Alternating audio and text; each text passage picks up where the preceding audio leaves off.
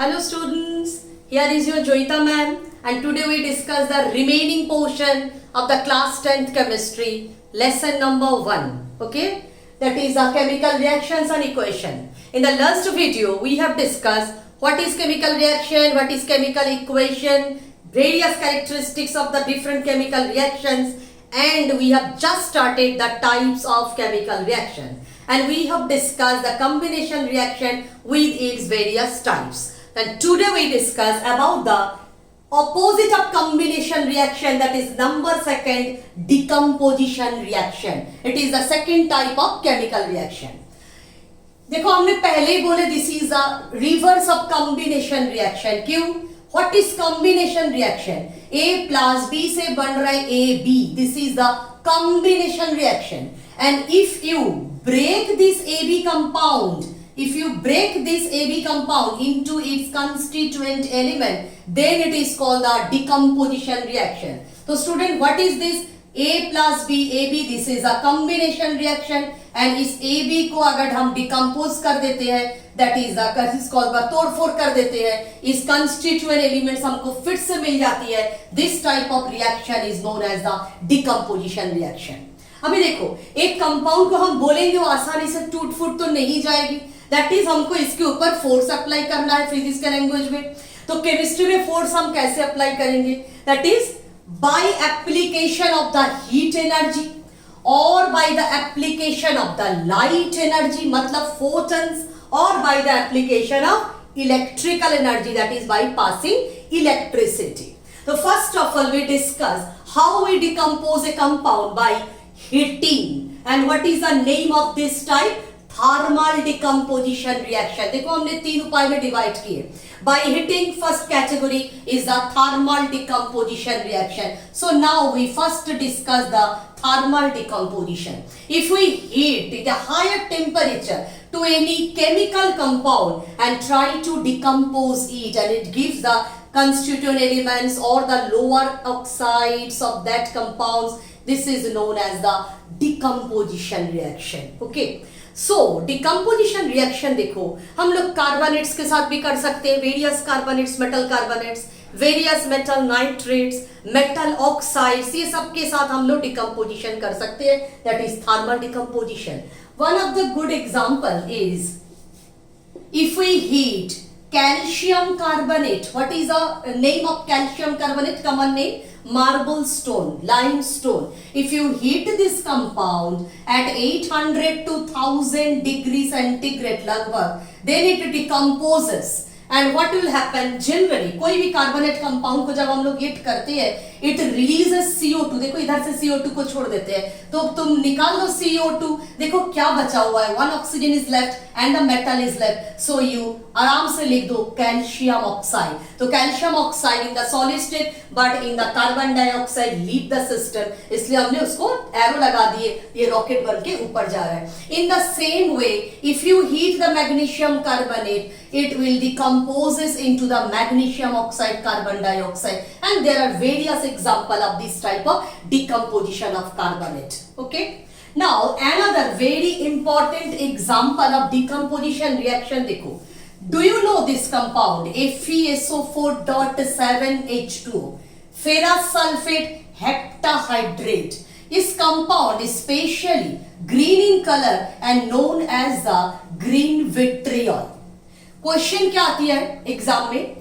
What happens when green vitriol is heated strongly? What happens when green vitriol is heated strongly? या ऐसे भी पूछते हैं what happens when ferrous sulfate crystal, this is the water of crystallization, ferrous sulfate crystal is heated strongly. So there are two steps of this reaction. In the very first step, FeSO4 7H2, whenever you heat it, it loses the 7 water molecule and you get only FeSO4, that is anhydrous FeSO4.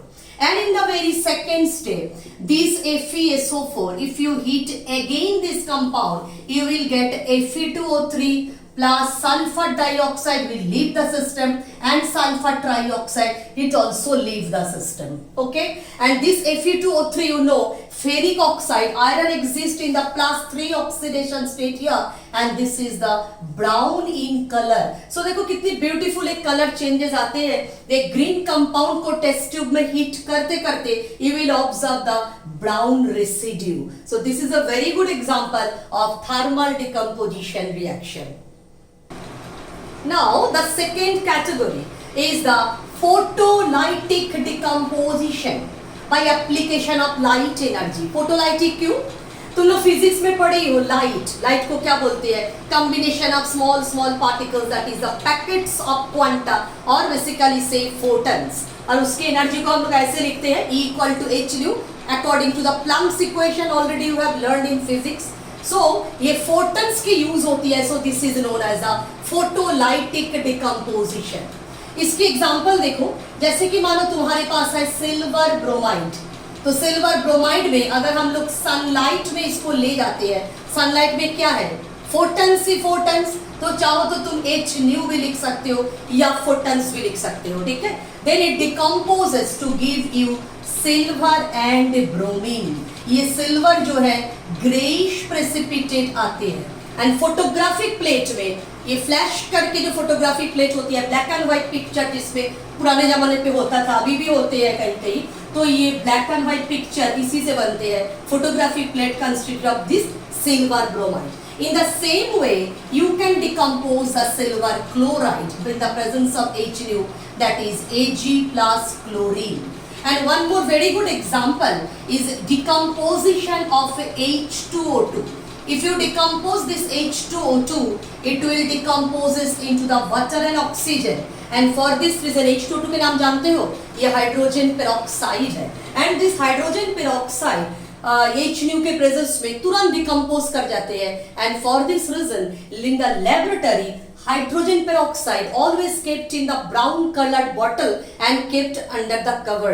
That is उसमें sunlight थोड़ा सा भी bottle के अंदर से भी ना जाए, ये कोशिश रहती है, क्योंकि सनलाइट के प्रेजेंस में इट विल डिकम्पोजेस, तो it will no more the hydrogen peroxide. Okay, now we comes to the third category of decomposition reaction, that is a electrical decomposition by electrolytic. देखो सबसे पहले कोशिश होती है थर्मल, दैट इज हल्का सा heat करके, उसके बाद सनलाइट में ले जाके. लेकिन कोई किसी के बात नहीं सुनेगा. जो स्टूडेंट किसी के बात नहीं सुनते हैं उसको 3rd डिग्री का मारो तो पढ़ के पास हो जाएगा. तो लाइक दिस देखो, कोई भी कंपाउंड जब किसी भी चीज में ये सब में रिस्पॉन्ड नहीं करते हैं, वो इसमें रिस्पॉन्ड तो जरूर करेगा, दैट इज द इलेक्ट्रिसिटी. सब कुछ टूट फूट के खत्म हो जाएगी. तो ये इलेक्ट्रिसिटी यूज करके जो decomposition, that is known as the electrolytic decomposition. तुम लोग इलेक्ट्रोलाइटिक डिकम्पोजिशन बहुत छोटे क्लास में भी पढ़े हो. पता है कैसे? वाटर का इलेक्ट्रोलाइसिस क्लास 7 में पढ़ते थे, आई थिंक 6 या 7 में. तो ये इलेक्ट्रोलाइसिस, तो इलेक्ट्रोलाइसिस को ही बोलते हैं इलेक्ट्रोलाइटिक डिकम्पोजिशन. उसमें क्या देखते थे? वाटर के अंदर से जब इलेक्ट्रिसिटी पास करते थे उस समय 2H2 gas and oxygen gas will liberated. Hydrogen कहाँ पे जमा होता था? कैथोड में. और ऑक्सीजन कहाँ पे जमा होता था? दैट इज द एनोड में. और इसके लिए ये water is a poor conductor of electricity. तो इसमें हम लोग कुछ few drops of sulphuric acid या NaOH मिक्स कर देते हैं. और इसके लिए एक्चुअली टोटल सेटअप चाहिए. ये प्रोसेस को क्या बोलते हैं? इलेक्ट्रोलाइसिस. याद आ रहा है? इस process is known as the electrolysis. And electrolysis के लिए ये देखो थोड़ा सा रिकॉल करवाती हूँ. एक इलेक्ट्रोलाइटिक वेसल चाहिए जिसको बोलते थे voltmeter according to scientist Volt. और इस इलेक्ट्रोलाइटिक वेसल में जो भी इलेक्ट्रोलाइट हम लोग लेंगे वो either in the molten state और in the aqua state. Suppose you want to decompose sodium chloride, but solid state में सोडियम क्लोराइड इलेक्ट्रिसिटी कंडक्ट नहीं कर सकते हैं. अब क्यों नहीं कर सकते हुए another question, that is sodium chloride is ionic compound. In the next chapter we will discuss the ions are very strongly packed. तो फ्री आयंस नहीं हो पाते हैं तो इलेक्ट्रिसिटी कंडक्ट कौन करेगा?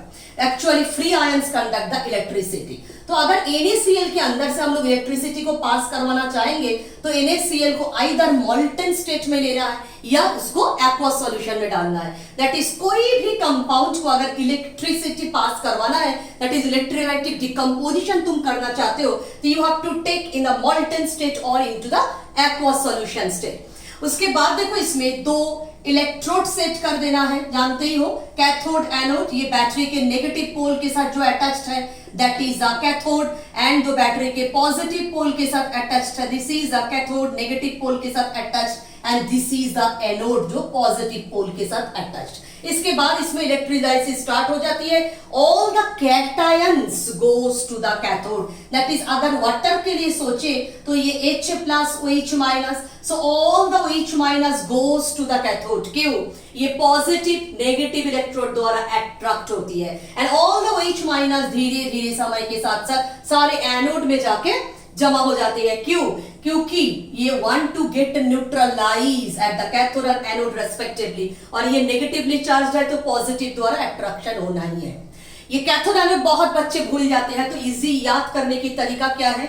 CC cation goes to the cathode, AA देखो anion goes to the anode. ठीक है, इजी तरीका ये। तो NaCl मॉल्टन कंडीशन में अगर इलेक्ट्रिसिटी भेजो तो you get the sodium and chlorine, sodium at the cathode and chlorine in at the anode. So in this way you can dissociate by, you can decompose the various chemical compound by passing the electricity. Now the third category of the reaction, the third types of the reaction is the displacement reaction, certainly simple displacement reaction. Okay, तो simple displacement reaction मतलब क्या है? Suppose A is an element, उसके साथ reaction हो रहा है B, C, they are in the aqua solution. If A is more powerful than B, हमने क्या बोले? A is more powerful element than B, then क्या होगी? A B के घर में घुस के B को निकल बाहर कर देंगे। ठीक है, A गुंडा हो गया क्योंकि ये ज्यादा पावरफुल हो चुके हैं, तो B C के जो फैमिली है इसमें एंटर करके B को घर से बेघर करेगा। देखो बी रास्ता में बैठ के रो रहा है और बी के जगह कौन ले लेंगे ना? A, that is the AC। This is only the simple displacement reaction. लेकिन इसके लिए कंडीशन एक ही होना है, ये ए को बी से ज्यादा पावरफुल होना चाहिए, और अगर उल्टा होते हैं A is less powerful than B, then there will be no reaction, A मार खा के फिर रिटर्न आ जाएगा, नॉर्मल केस। अब ये देखो क्लास 8 में ही पढ़ते थे तुम लोग मेटल एक्टिविटी सीरीज, इस साल फिर से मेटल एक्टिविटी सीरीज सीखोगे कैसे बना है वो metal non metal, that is the third chapter में। तो देखो अभी याद रखो, this is a metal activity series, ये सीरियली देख ही रहे हो, दिस इज ऊपर से नीचे डिक्रीजिंग ऑर्डर में, सबसे ज्यादा रिएक्टिव मेटल और ये नीचे सबसे लो रिएक्टिव मेटल, बीच में कौन बैठे हैं? हाइड्रोजनिक नॉन मेटल। दैट इज दुनिया में ऐसे भी गैर गुजरे मेटल है जो हाइड्रोजन से भी खराब है, मेटल होने के बाद नॉन मेटल से भी खराब से बिहेव करते हैं, they are known as the noble metals in our chemistry. Okay, so now इधर से चूज करो कोई भी ऊपर वाली मेटल, अगर नीचे वाली मेटल के सॉल्यूशन में एंटर करते हैं तो क्या करेंगे? उसको निकाल बाहर कर देंगे, जैसे कि ए बी को निकाल बाहर किए थे। तो अभी हम क्या करेंगे? देखो suppose iron metal is added to copper sulphate solution, एक आयरन के नाइफ लेते हैं, नाइफ उसको हम ऐड कर देते हैं किसमें? ना कॉपर सल्फेट सॉल्यूशन में, aqua solution, it is blue in colour. Okay, and now you have observe here, और कहां पे पोजीशन है आयरन? इधर। कहां पे है कॉपर? सो आराम से तुम बोल सकते हो iron is more powerful than copper. Then what will be happen? जो ऊपर हुआ है दैट इज आयरन कॉपर के घर में घुस के कॉपर को करेंगे निकल बाहर। ठीक है, और takes place the position of copper and goes into the aqueous solution. What is the color of ferrous sulfate? Last class में भी हम डिस्कस किए थे, that is a light green in color and copper is brown color. ये धीरे धीरे तुम लोग को भी सब कलर की पहचान हो जाएगी। ऐसे भी कॉपर तो जानते ही हो ब्लू कलर के होते हैं, और कॉपर जानते ही हो जो ब्राउन कलर के घर में कुछ ना कुछ कॉपर मटेरियल तुम्हारी होगी। और कॉपर सल्फेट हम लास्ट क्लास में बोल रहे थे, बहुत ब्यूटीफुल कलर आती है इसके, ब्लू कलरेशन। ओके, और आयरन तो जानते ही हो थोड़ा ब्राउनिश ब्लैकिश टाइप के होते हैं। So iron is more powerful than copper, so iron displaces copper in the in the for copper from the copper sulfate solution as the metallic copper and खुद क्या फॉर्म करते हैं ferrous sulphate. तो this reaction एक तो simple displacement का example है ही है, दूसरा क्या चीज की एग्जांपल है बताओ तो, प्रेसिपिटेशन रिएक्शन. तीसरी क्या चीज की एग्जांपल है, कलर चेंज वाली रिएक्शन की एग्जांपल है. तो ये लॉट ऑफ एग्जांपल ये रिएक्शन कैरी करते हैं. ठीक है. अच्छा, now you can do any other example. Suppose I want to take this example, zinc metal is added to hydrogen solution. Hydrogen solution मतलब any acid. Suppose H2SO4, suppose HCl. So zinc is added to HCl solution. Then what will be happen? HCl aqueous solution and zinc we have taken in the solid state. Again, zinc is more powerful than hydrogen. Then what will be happen? Zinc will displaces this hydrogen. So it will form ZnCl2. It will be in the aqueous solution and hydrogen evolve in the gaseous form. So these are the example of simple displacement reaction. अच्छा, तुमको लग रहा है कि केवल metal ही करते हैं क्या सिंपल डिस्प्लेसमेंट? ऐसा नहीं है. देखो जो टिपिकल नॉन मेटल्स है, इलेक्ट्रॉन नेगेटिव एलिमेंट्स, कौन लोग, हैलोजन फैमिली, हम लोग के fluorine, chlorine, bromine, iodine, they also show the displacement reaction.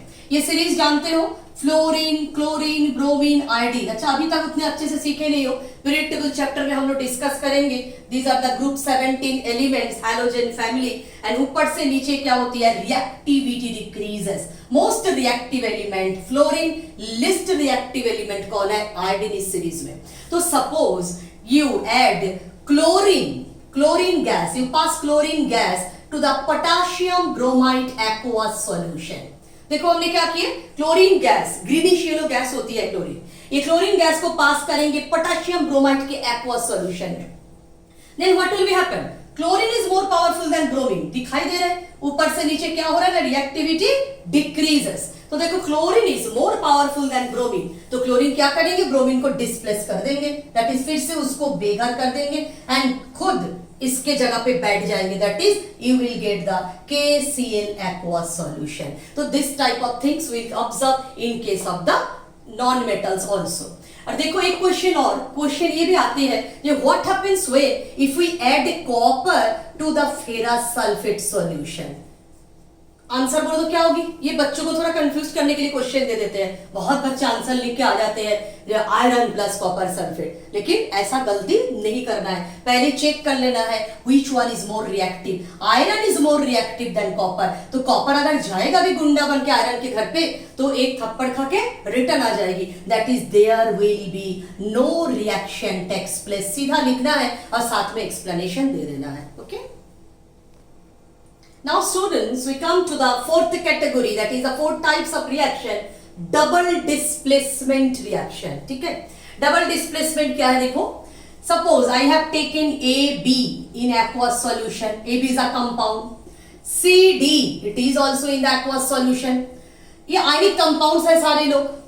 A is a cation, B is anion, C is a cation, D is anion. देखो तुम लोग को कभी-कभी लगते हैं ना, ये अपने पेरेंट्स बहुत स्ट्रिक्ट है, दूध ठीक नहीं है, दूसरे मेरे फ्रेंड के पेरेंट्स कितने अच्छे हैं, कितने छूट देते हैं, तो चलो आज घर एक्सचेंज करके देखते हैं, एक किसके पेरेंट्स थोड़ा ज्यादा ही प्यार करते हैं. तो ए और सी को भी ऐसा ही मन किया, ये दोनों भी दोस्त हैं, तो ए चल दिए सी के घर पे, सी चले गए ए के घर पे देखने के लिए. तो देखो ए अगर सी के घर पे जाते हैं तो क्या बनेगा, ए डी, तो A plus D minus, that is D minus तो एन एन है, उसकी पेरेंट्स सी के पेरेंट्स, तो सेम ही रहेगा, केवल कौन गया है, बच्चा गया है, दैट इज द ए गया है. In the same way C has come to the position of A, B तो फिक्स्ड रहेगा, दैट इज B C कोई नहीं लिखोगे तब गलत हो जाएगी, that is the C B, क्योंकि B अपने पोजीशन को नहीं चेंज किए, पोजीशन चेंज कौन किए है, C. कैटन कैटन आपस में एक्सचेंज कर सकते हैं, एनन एनन आपस में एक्सचेंज कर सकते हैं, कैटन एनन आपस में कभी एक्सचेंज हो नहीं सकते, क्योंकि दो कैटन मिलके तो कंपाउंड बनाएंगे नहीं, आयनिक कंपाउंड. ठीक है, so this is actually the double displacement reaction. Okay, that is आपस में दोनों कैटन घर एक्सचेंज कर लिए. ये अच्छा चीज देखने के लिए, तो ए चले गए सी के पास, सी चले गए ए के पास, that is the A D and C B, we get the newly compound. This is called the double displacement. दो बार डिस्प्लेस्ड हुआ इसलिए double displacement. Understood. Now this double displacement reaction are of two types. First one is the precipitation reaction and the second one is the neutralization reaction. देखो दो type है. Number one is precipitation reaction and the number two is neutralization reaction. First of all we will discuss about the precipitation reaction. नाम सुन के कुछ लग रहा है ना, precipitation, तो obviously precipitation will form PPT. Precipitation क्या है, हम लास्ट क्लास में बोले थे, that is the substance which is totally insoluble in aqueous solution. Medium में जो इनसॉल्युबल है that is called the residue, that is called the precipitate. और ये प्रेसिपिटेट तरह तरह के कलर्स का भी आते हैं, देखने में भी बड़ा सुंदर लगते हैं. सपोज देखो we passed we have taken the copper sulfate aqueous solution, copper sulfate, okay, and now we add to this copper sulfate solution ammonium hydroxide. This is actually the ammonia solution. NH3 plus water मिलके बनते हैं ammonium hydroxide. It is must be in aqueous solution, otherwise ये double displacement reaction होता ही नहीं है. We are discussing about the double displacement precipitation. ठीक है, तो copper sulfate and NH4OH. How you decompose copper sulfate? What is the way? देखो हम नीचे ब्रैकेट में लिख रही हूँ Cu2 plus and SO4 2 minus. And how you decompose NH4OH? ना NH4 plus and OH minus. आप फॉलो करो जो अभी अभी हमने बताया, ये इसके घर पे जाएगा तो वो इसके घर पे आएगा. दैट इज कॉपर चल दिए कहाँ पे, अमोनिया के घर पे, अमोनियम, एंड अमोनियम कहाँ पे चल दिए, कॉपर के घर पे. तो देखो क्या बनेगा, एक चीज में ख्याल रखना है, दोनों के वैलेंसी, कॉपर के वैलेंसी क्या है 2, अमोनियम के वैलेंसी क्या है 1, तो इसको बैलेंस करना जरूरी है. एक कॉपर 2 प्लस उसके जगह लेकिन एक अमोनियम नहीं ले सकते हैं, क्योंकि तब तो चार्ज बैलेंस नहीं होगी, कंपाउंड की न्यूट्रलिटी खत्म हो जाएगी. तो हम लोग को क्या करना है, +2 को रिप्लेस कर रही हूं तो इधर भी +2 चार्ज डालना है. तो we have multiply this NH4OH by 2. Now you have 2 NH4 plus and 2 OH minus. I think understood. तो 2 NH4 plus comes to the position of copper 2 plus, then what will be happen? देखो NH4 hold twice SO4. Now the compound is neutral because SO4 is 2 minus and 2 NH4 will be 2 plus मिलके, and now copper 2 plus will goes to the position of 2 NH4 plus. देखो +2 it will be balanced, and साथ में कौन है OH minus मिलके बनेगा copper hydroxide. But संयोग ऐसे है, ammonium sulphate goes to in the aqueous solution but copper hydroxide does not dissolve in aqueous solution. And now copper hydroxide is insoluble, that is it form the precipitate. और इसके colour जानते हो, blue colour की precipitate होती है. तो solution में precipitate will observe, एक तो डबल डिस्प्लेसमेंट तो हो ही गया, समझ ही रहे हो, then precipitation will form. So this is categorized as double displacement precipitation reaction. हम लोग और एक एग्जांपल देख लेते हैं. देखो aluminium chloride AlCl3, all of you know, aqueous solution. Again we take the ammonium hydroxide NH4OH. Then again we try to do the double displacement reaction. Aluminium चलेंगे इसके घर पे, NH4 चलेंगे एल्यूमिनियम के घर पे. अब एल्यूमिनियम के चार्ज कितनी है +3 है ना, और NH4 के चार्ज कितनी है +1. देखो हम इसको लिख भी देती हूँ, एल्यूमिनियम 3 प्लस और 3Cl माइनस, और इधर क्या है NH4 plus and OH minus.